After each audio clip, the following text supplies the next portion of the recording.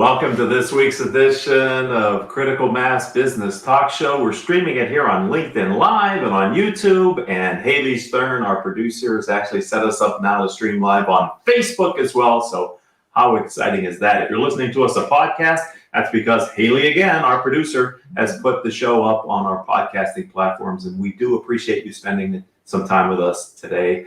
Super good guest. I'm excited to talk to Laura Conover. She is the founder of Conover Consulting Incorporated.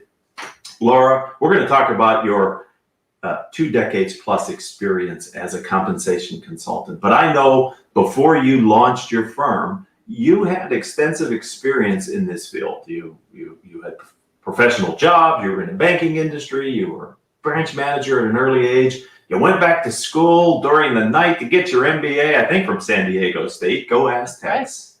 Right. Yeah. And so everyone understand this is in the context of spending time preparing to be a successful entrepreneur.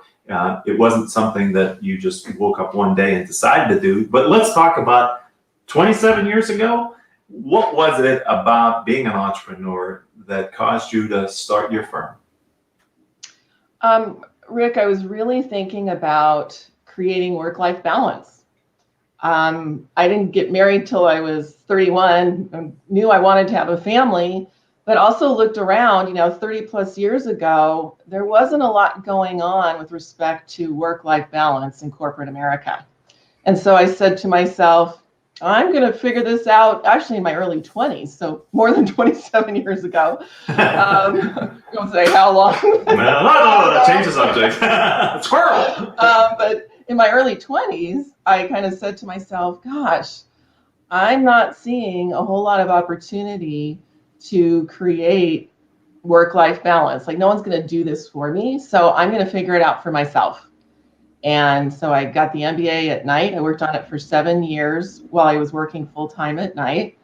And by the time I started my consulting, I had 10 great years of experience. I had managed people as a bank manager when I was 26 years old. I had 17 employees under me, helping me make my goals and trying to help them not give the bank away and make operational mistakes. And it was great experience early in my career. So you had a vision for your consulting company when you started it. And I'm wondering, over the arc of 27 years, how has that vision for compensation consulting, your firm, changed for you? Yeah, it has definitely evolved. When I started out, I thought of myself as, someone doing compensation work on a project basis, and I still do that. But over time, I've evolved to become more of the trusted advisor, the strategic advisor to my clients. And because it's not all about the money, we need to get pay right. We need to know where we stand with respect to market pay for jobs in an organization and have good variable pay structures. And we need to keep all of that current. And that really has to do with managing an employer's biggest expense, usually. So that's my compensation piece. But then at the end of the day, culture and leadership are everything. Mm-hmm. And I have always been passionate about leadership and just have been diving into it in a very deep, meaningful way for many, many years, for decades. And so now I also do leadership and culture consulting with my clients. And it's not like the leadership and culture stuff is over on one side of the fence and the compensation stuff is on the other. Yeah. I'm mixing it all up together all the time when I work with clients because, I know about, demand for skill sets and pay for certain kinds of jobs. And when I look at, who's doing what job in an organization, I quickly see and use assessments to help us see, maybe that person should be in a different kind of role, or this one we should develop, etc. So, and as I start the compensation work, I always pretty early on see culture and leadership issues that I would love to dive into with my clients. Yeah, that is so interesting. And if we had other time, I would go in that direction because I'm curious about the assessments that you use and how you blend culture, compensation, leadership, all in that milieu together. So ladies and gentlemen, at another time, Laura will come back and we'll have that conversation. But would love to. Deal. Haley, we'll make that happen. One of the things that I'm curious about, and I was excited to have you on the show, is that I'm hearing from the businesses that I support that there's an intense labor shortage. And it's not just, you hear about it in the news, maybe at the restaurant, entertainment, and hospitality, but it's across the board, professional services. And so I'm wondering, from your perspective, you must be consulting with your clients as well. Matter of fact, I know you are, because we've talked about this. What do you see are the contributing causes for this apparent widespread labor shortage that we have right now? Yeah, this is so timely, Rick. First, I think part of the issue has been the additional federal unemployment that was paid, that was ended earlier this week on the 6th. And however, though, there are some just much bigger picture global things going on right now with employees. And here's some stats for you. For instance, last year, about 40% of American workers changed managers and or jobs. And we know that people have been moving across country, to different locations, because people are now telling their employers, this is when, where, and how I will work.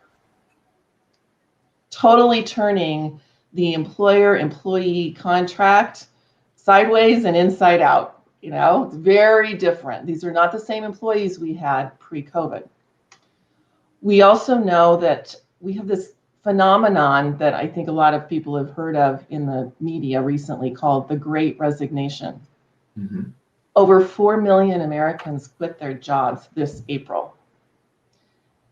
There are many more job openings than that. I believe in April there were 9 million openings, but employers are not having an easy time getting people to apply and show interest in work. And I think a lot of it has to do with people reevaluating their lives during COVID and saying, wait a minute, do I want to do the kind of work I've been doing to this point? If I've been in a crazy, over-the-top environment, do I want to be in that kind of work environment anymore? Will I put up with the toxic leader anymore? Probably not.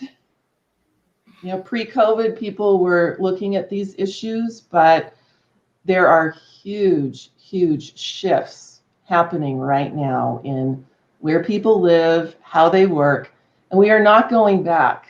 We are not going back to where things were with employees and jobs pre-COVID.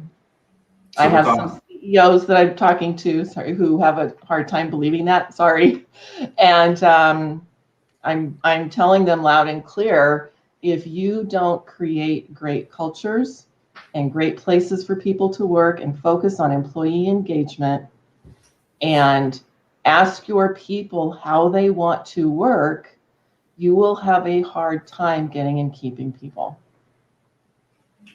Yeah, my sense is leaders thought it was hard pre-COVID to satisfy their employees. I think they pine for the days of what they had before pre-COVID, when there was this, to your point, this awakening potentially in the workforce. A little bit later in this conversation, I'm going to ask Laura to give us some ideas on how she's consulting with her clients to deal with this issue relative to wage inflation. But I'd like to turn my attention back to you and your business. 27 years, congratulations. It's really hard to make it 5, 10, 20. It's an accomplishment. But I'm wondering, how long did it take you after you launched Conover Consulting to look at your business and go, oh, I can trust this thing. I actually have a reliable revenue source and income stream here? I would say minimum 3 years, more like 3, 4, 5. Absolutely a number of years. Absolutely. It does not happen quickly. And you, as we said in the top of the show, you were prepared for this. I mean, you studied, you had a craft, a career, you were anticipating this role. And so I think that's a transferable lesson for entrepreneurs out there. Young entrepreneurs don't have to be young in calendar age, young in time being an entrepreneur, that it takes longer maybe than we would like in many cases to get to a business that is actually an ongoing concern that will survive. It does. You have to have a lot of grit and persistence, and just the ability to say, I'm not quitting. I'm not giving this up. And you need, depending on your situation, probably some extra cash in the bank, the ability to say and understand, I'm not going to have a straight line of cash flow coming in the first few years, most likely. Sure, there are those who have an amazing idea and it takes off right away. But, yay for those folks. But that's not the norm. So. Yes, and I think cash flow historically is fail. We underestimate how much money, how long it's going to take until we get to break even, and then we can maybe actually start taking a pay. Because usually the last person that gets paid in an entrepreneurial startup is the entrepreneur who started the company. Yeah. Pay all your suppliers, and any contractors you have, and if there's anything left, you peel a little bit out for yourself. Mm-hmm. Okay, so 3 years minimum, kind of. So let's talk about the other side of it, which is all too common for entrepreneurs. Was there a time, Laura, in your business when, after you felt like you had the business you could trust, actually circumstances and events caused you to think, I may lose this business. It may not be viable long-term as I had previously thought it would be. And if that happened, when was that? And can you give us some sense for why that happened? Yes. When the downturn hit in 07, 08, long about the fall of 07 and early 08, I wondered if my model was broken. I started looking for potential jobs. I didn't want to be an employee again because I love the variety and autonomy of being self-employed. And I just, by then I'd been at it for many, many years. But the project work was very slow at that time during the downturn. Understandably, if you're an employer and you're in the middle of a really big recession, you don't usually say, okay, I'm going to go hire a compensation consultant to fine-tune employee pay. You kind of say to employees, be glad you have a job, right? I mean, that's reality. So it was slow, but I kept up my networking. I do a lot of networking and stayed in touch with my clients, stayed close to my clients, and kept giving them support. And there was also a more personal part of this in the midst of all of what was going on in the world and our economy. My mom died of cancer in October of 2006. And so I'm an only child, and I was doing my best to be with her and my dad as she was declining, and trying to keep my business going and spend time with my husband and our girls.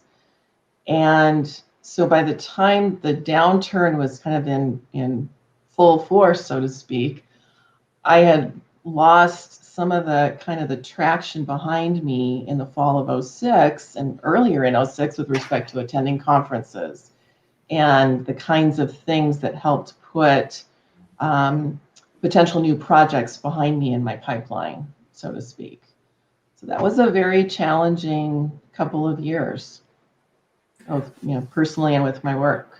So I don't mean to take you back to that time, but I'm really curious because that would be the moment that maybe some people would throw in the towel and say, I just can't take all of this. There's too much risk or whatever in my life, and I need something. What kept you going during those moments when you might have thought about actually accepting a job offer versus just looking for a job? First, I have an incredibly supportive husband. I have to say that. We are a team, and he's my biggest fan in my work, always has been, always will be. And he understood that the way that we had created our family life worked well with my self-employment, and that in the good years, I really added a lot to our bottom line as a Conover company, so to speak. And I also kept in front of me my top priority, which for me had been and always was while I was raising our girls. I wanted to be able to be involved with them and their lives and keep building my career and my work and my company. And that was my top priority, and that didn't change through the downturn. So I had a year or two of lower income. And we had a few years where maybe we took smaller, less fancy vacations. We survived. Yeah. And I kept my why in front of me and didn't waver from that.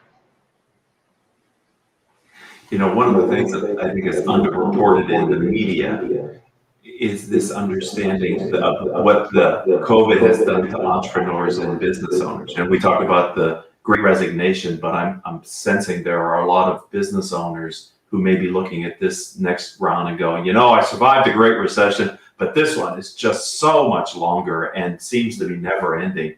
I'm wondering, I haven't seen articles about entrepreneurs who are frankly giving up or maybe retiring early or just not wanting to fight the fight any longer. But I wanted to spend a little bit of time on your story because maybe for some of those people that are thinking about maybe it's time to call it quits, maybe they'll be a little more inspired to stay in there a little longer, because I hope they do. The world needs their help. Yeah, I hope they can. You know, and this is like anything in life and business, you know, what I'm saying worked for me and my particular fact pattern. Mm-hmm. And this is not one size fits all, like anything else in life. What works for particular people and particular groups of, you know, family groupings, however those are comprised, that's different for everyone. So I have to say that.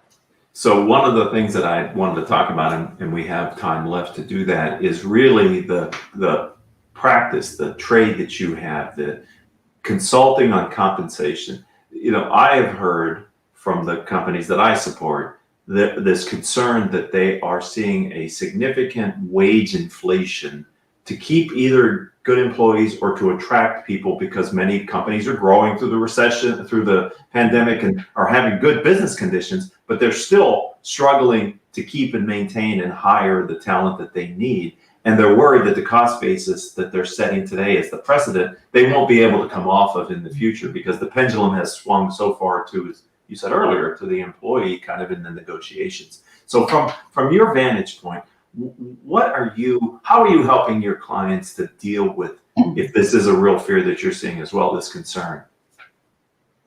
I'm absolutely seeing this with my clients. One of the things I've been doing the last few months is spending a lot of time helping clients model what it would cost to raise the floor on their wages, maybe to $18 an hour or $20 an hour in many cases. In California, we're seeing that's what we need to consider. And it's important to run the models because it's not always as expensive as we might think it might be to make a move like that. So I think what I'd like people to hear with that is, if they are concerned about, you know, the floor rising on wages, so to speak, and well, what do we do about it? Run the numbers, see what it would cost. And of course, in California, if you do that, you have to think about California Fair Pay Act implications. And when you raise the floor, you can have pay compression issues, and you have to watch out for ensuring appropriate differences in pay based on tenure and performance, and differences that you want to make sure you don't have differences that might look like they are based on gender, race, or ethnicity. So that's a little side note. But along with that, I think part of the perspective is the numbers won't keep going up forever. Our business cycles are just that, cycles. Real estate prices rise and fall. The stock market rises and falls. Wages, I don't think wages are going to fall per se in the next year or two, but I do think at some point employers will stop saying, I'm willing to engage in that bidding war for that software developer with the company across town. I think that is happening now. I have clients telling me about situations like that. I think at some point employers are going to start saying enough is enough. And there is a ceiling to how much I will pay. I understand there are some types of very unique talent skill sets for which employers have to pay top dollar right now. I get that. But I think at some point we're going to see some leveling out of salaries and wages. And you got to remember, this is absolutely the time to keep drilling culture and leadership stuff. At the end of the day, top performers in particular are all about culture. And what is it like to work for the employer? Do I have a boss who recognizes my contributions? Do I have a boss who hears me? Even if I don't expect to get what I want all the time, but who leaves me feeling heard even after difficult conversations? Do I have top leadership at the organization that I can trust? Or do they say one thing and do another? Are people held accountable from the top to the bottom of the organization? Those are just a few of the marks of good cultures that we look for. And really, it's everything, even more so than it was before COVID. So I have a couple follow-ups, if I could. Culture, I agree. People quit the boss, right? But when they're sitting there with a 20% or more job offer from a different company, do you coach your clients to try to monetize the benefits that go along with being an employee? I mean, the real benefits, the cost of healthcare. My sense is strong cultured companies with good leadership also understand the need for a robust benefits program that supports their employees. Do you help them to try to monetize what employees may take for granted that aren't always offered in other companies? I do, and that is a tough message to get across. Why? I think, in part, it kind of goes back to our initial conversation about being an entrepreneur and running your own show. Until you've done that and had to cover the cost of your own health insurance and no one's giving you paid vacation, right, and you buy your own disability insurance and your own long-term care insurance and your own health insurance, your all of that, own life insurance, until you have to pay all those bills out of your own pocket, I think it's a really tough situation to try to help people who've always been employees really understand the value of what their employer is giving them from a monetary standpoint. And we use the typical kind of annual benefits and total compensation statements, that kind of thing. And I think we need to continue to do that. And we need to try to help people understand that you get a lot more from your employer than just what you see in your net pay every pay period. And so I think that's a big hurdle.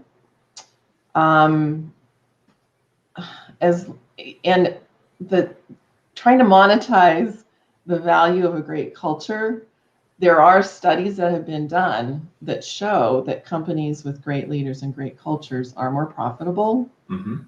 There is ROI in this stuff. There's lower turnover. Turnover is incredibly expensive. Having to hire and train new people costs a lot of time and a lot of money. And happy people, happy employees are definitely more productive. So there's ROI in the culture stuff. Not always super easy to measure, but it's there. Mm-hmm. I had an experience with one of the business owners that I support who told me recently that he's had conversations with some of his key employees who have told them there have been job offers to them for more money, but they are staying for the relationship they have with him and the company and the career that they've had there. And he doesn't feel like they were putting a gun to their heads, talking about money, but really asking for more money, but honestly telling him working for you has a value beyond what's being offered in the marketplace, which I think supports your point. Absolutely. And I have heard stories like that. And I've had a few conversations with a few clients in the last few months around, I think you need to step out of this particular bidding war. Yeah. Literally, because I have talked with them. I have had conversations, and it's like, if that employee wants to go to the other, to your competition for 30,000 more, let them, because I'm not sure it's a good long-term choice for your organization for you to keep participating in that particular bidding war. Thank you, Amy, for making a comment. It's great to see it on the screen here that great culture is priceless. Once you've worked in a bad culture as an employee, it becomes much more valuable. That's I think experience is the best teacher in business, and that, Amy, your point really, for me, rings true to be the case. And the opposite is true. I have adult children who are now off on their own, but when they were younger, it was really important to me that they at least got some part-time job for a good employer. Our daughter was able to work for a local restaurant, and the owner is super good and has a great culture and great staff. My son worked for Trader Joe's, which has, I think, a really strong culture. Right. And so I wanted them to know what it was like to work in a good place, so that they could identify those maybe later in their career that weren't healthy. There's one other question I have to ask you before we call this thing to an end, but thank you, Amy, for being a part of the show today. And that is, are you finding Southern California businesses, middle market companies, looking beyond the traditional employee population? In other words, out of state and locales where they wouldn't have normally looked for talent? Yes. So are they being successful in that endeavor? First, I think the jury's still out on whether or not they're being successful, but I have a client that is specifically looking at setting up kind of pods of IT employees in Phoenix and Austin. This is a very good sized company based in Orange County. And they said, we can get IT talent cheaper in those other locations. And we could go with the kind of, one-off, try to hire, just individual people in these other markets. But maybe we should go so far as to have small satellite offices for IT folks in those locations. So they're definitely trying to be creative and think outside the box with respect to, how do I find talent? And I also have many clients who are hiring people who don't live in the same state where the client is headquartered. When they're hiring people who are in different locations, when pre-COVID they would not have made a move like that. May you live in interesting times, and these are those, aren't they, Laura? All right. Well, this has been fascinating, and I really have enjoyed it. I hope the people that are participating live on our platforms today feel the same way. And if you're listening to us as a podcast, try to listen to us live and engage in the conversation as Amy did earlier. We encourage that as well. If someone would like to connect with you, either here on LinkedIn or on your other platforms, how do they find you, Laura?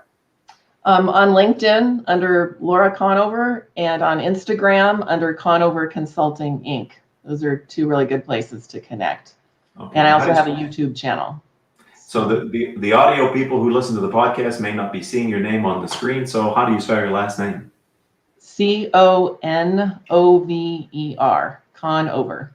Well, thank you for giving of your knowledge, a little bit of it, and your time and your experience for this conversation today. I really have enjoyed it. Thank you. Thank you, Rick. I really appreciate the opportunity and enjoyed the time also. Great. And you're welcome. And for those of you, I hope all of your business decisions move your enterprise and your entrepreneurial business in a positive direction.